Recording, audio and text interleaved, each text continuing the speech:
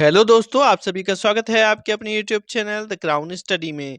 दोस्तों, daily current affairs के इस शो में आज हम लोग 14 फरवरी के करंट अफेयर्स को डिस्कस करेंगे।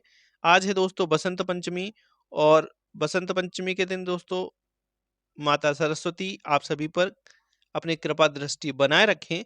तो चलिए शुरू करते हैं आज की अपनी क्लास। हमारा पहला क्वेश्चन है, हाल ही में 13 फरवरी को कौन सा दिवस मनाया गया है? तो 13 फरवरी को विश्व रेडियो दिवस और राष्ट्रीय महिला दिवस, ये दोनों ही दिवस मनाए गए हैं। इसका जो राइट ऑप्शन है वो है ऑप्शन सी, उपर्युक्त दोनों। विश्व रेडियो दिवस दोस्तों ये 13 फरवरी को प्रत्येक वर्ष मनाया जाता है रेडियो के बारे में जागरूकता बढ़ाने के लिए। अगर बात करें कौन सा संस्करण है इस बार, तो ये 13वां संस्करण है। और इसकी थीम क्या है? तो इस बार इसकी थीम है radio, a century of informing, entertaining and educating. ये इसकी थीम है। वहीं राष्ट्रीय महिला दिवस दोस्तों ये क्यों मनाया जाता है? तो सरोजनी नायडू जी के जन्म दिवस के अवसर पर मनाया जाता है। सरोजनी नायडू ये स्वतंत्रता सेनानी थी और कवयित्री भी थी दोस्तों। ये रही इनकी इमेज। दोस्तों, इनको भारत कोकिला भी कहा जाता था, नाइटिंगेल ऑफ इंडिया भी कहा जाता था। ये आजाद भारत की पहली महिला राज्यपाल बनी थी, आजाद भारत की पहली महिला राज्यपाल। इन्होंने 1925 में कांग्रेस अधिवेशन की भी अध्यक्षता की थी। अगला प्रश्न है, हाल ही में भारत सरकार ने एडीबी के साथ ब्रह्मपुत्र नदी प्रबंधन के लिए कितने डॉलर के ऋण समझौते पर हस्ताक्षर किए हैं?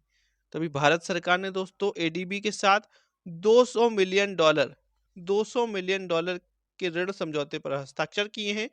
ये जो धनराशि है ये असम राज्य में ब्रह्मपुत्र नदी के 650 किलोमीटर लंबे मुख्य प्रवाह के साथ बाढ़ और नदी तट कटाव जोखिम प्रबंधन उपायों को मजबूत करने के लिए प्रदान की गई है।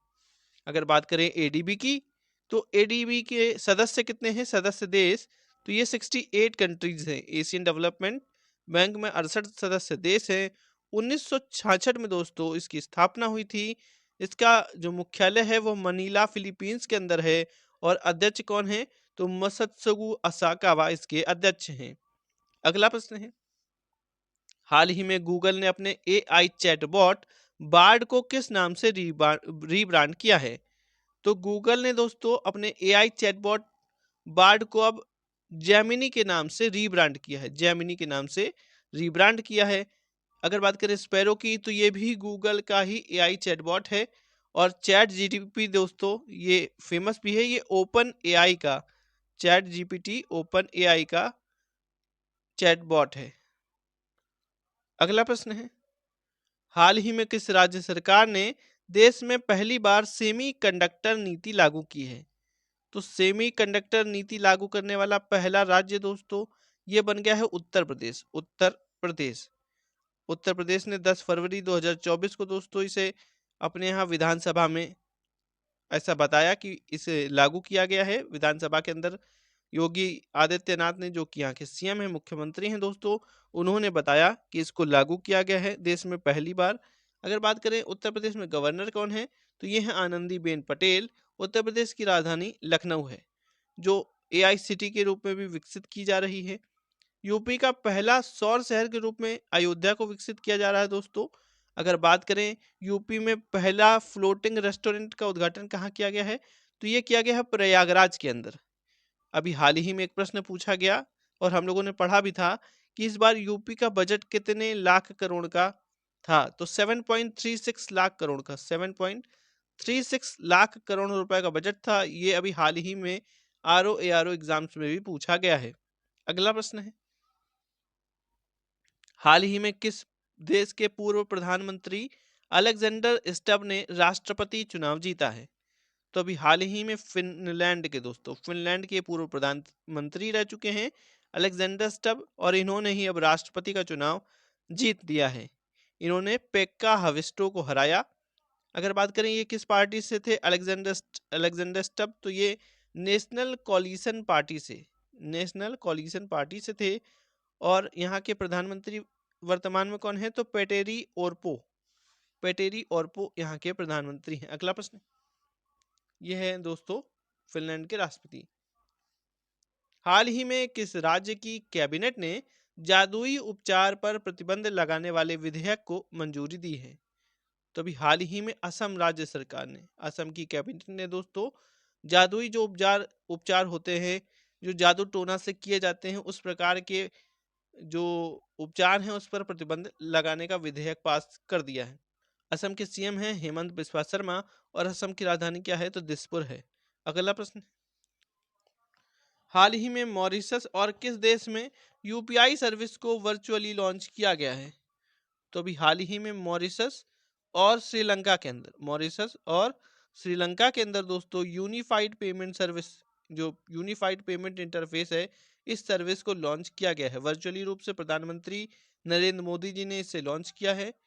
अब ये दोस्तों अभी हाल ही में कुछ समय पहले ही अभी हम लोगों ने पढ़ा था कि फ्रांस में जो एफिल टावर है उसमें भी यूपीआई सर्विस की शुरुआत की गई है, उसके थ्रू अब टिकट बुकिंग होगी।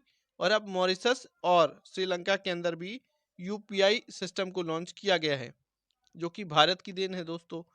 अगला प्रश्न है, हाल ही में किसको केपीपी नाम्बियार पुरस्कार से सम्मानित किया गया है?